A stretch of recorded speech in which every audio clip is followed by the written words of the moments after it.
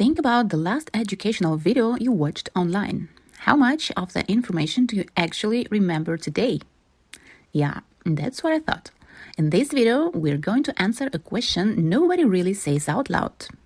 Does watching a video actually mean you're learning? Spoiler alert, the answer is going to change the way you consume content from now on. And before we dive in, we have a quick question for you. Be honest with yourself for a second. When you watch an educational video, what do you actually do? A. I just watch and hope something sticks. B. I pause, take notes, actually engage with it. If you picked A, you're not alone. It's the most natural way to watch. You didn't skip, you watched the whole thing. You feel like you learned something. But there's the uncomfortable truth. Watching is not the same as learning. So what's the actual difference? Think about the last time you watched Netflix. You sit back, relaxed, let it play, zero effort required. That's passive viewing. You're receiving information, but you're not really doing anything with it. Researchers describe it as sedentary media use. You consume, but you don't process. Now flip it. Active viewing is completely different. It involves interactive, constructive, participatory behavior. The video is no longer just playing at you. You're engaging with it. So, in simple terms, passive viewing is about consuming. Active viewing is about engaging. So, does active viewing actually make a measurable difference in learning? The answer is yes. The cognitive theory of multimedia learning posits that the brain has a processing limit. When a video plays straight through with no interaction, cognitive overload kicks in, and very little actually sticks. Embedding questions into a video addresses this directly. Being tested on material, even through a basic quiz, leads to dramatically better long-term retention than restarting. Researchers brought this into video specifically, finding that students who received questions during a lecture not only scored higher on assessments, they also reported significantly less mind-wandering while watching.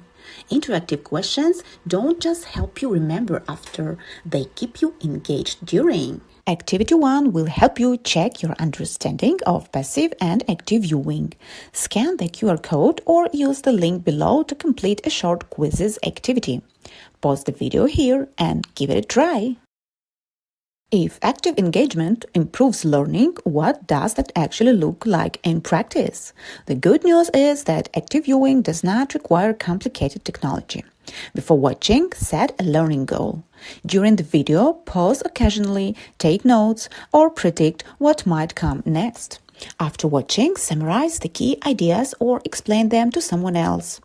These simple strategies help learners process information more deeply and support long-term retention. Digital tools can make this process even more effective. That is where EdPuzzle comes in. EdPuzzle is a platform that transforms ordinary videos into interactive learning experiences. Teachers can embed questions directly into videos, encouraging learners to engage actively with the content. These interactive pauses promote reflection, concentration, and knowledge retention. Teachers can also monitor participation and review learner responses. In our project, we use EdPuzzle to demonstrate how interactive questioning can support active learning. Now it is your turn to experience interactive viewing yourself. For Activity 2, we created an EdPuzzle activity based on a short scene from the sitcom Friends. The activity focuses on authentic spoken English, sarcasm, intonation, and idiomatic expressions. As you watch, the video will pause at key moments and ask you interactive questions. Scan the QR code or use the link below to try the activity. Pause the video here and give it a try. Welcome back again. Okay, that felt different, right? Like suddenly you couldn't just drift off and think about anything else. The video kept pulling you back. That's exactly the point. Okay, so far in this video, you've been the learner. You watched, you answered questions, you got pulled back every time your mind tried to wander off somewhere else. But the thing is, that experience you just had was intentional. Someone designed that for you. And now it's your turn to be that someone, because there's a difference between sitting on this side of the screen and building what's on the other side of it. And the only way to actually cross that line is to try. So, welcome to the other side. Here's what you'll do. Choose a short YouTube video on any topic you're currently studying or interested in. Create a free EdPuzzle account if you don't have one already and add at least 2 questions. Then share your EdPuzzle link on our Padlet and also have a look at what other viewers created. You may leave a short comment on others' design and collect feedbacks from other people. This activity would take about 20 minutes, but it's the one that will stick with you in a long journey. Designing an active learning experience is itself an active learning experience. The links and a short guide using EdPuzzle are all in the description below. So, to bring everything together, passive viewing is easy and familiar, but the research is consistent. It works against deep learning. Active engagement, especially through embedded questions, is one of the most evidence-based strategies we have. And tools like EdPuzzle make this genuinely accessible.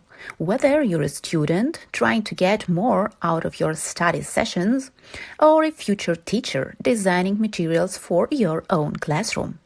You've got 3 activities waiting for you in the description. Each one builds on the last. Give them a try. And next time you sit down to watch an educational video, don't just sit there. Thanks so much for watching.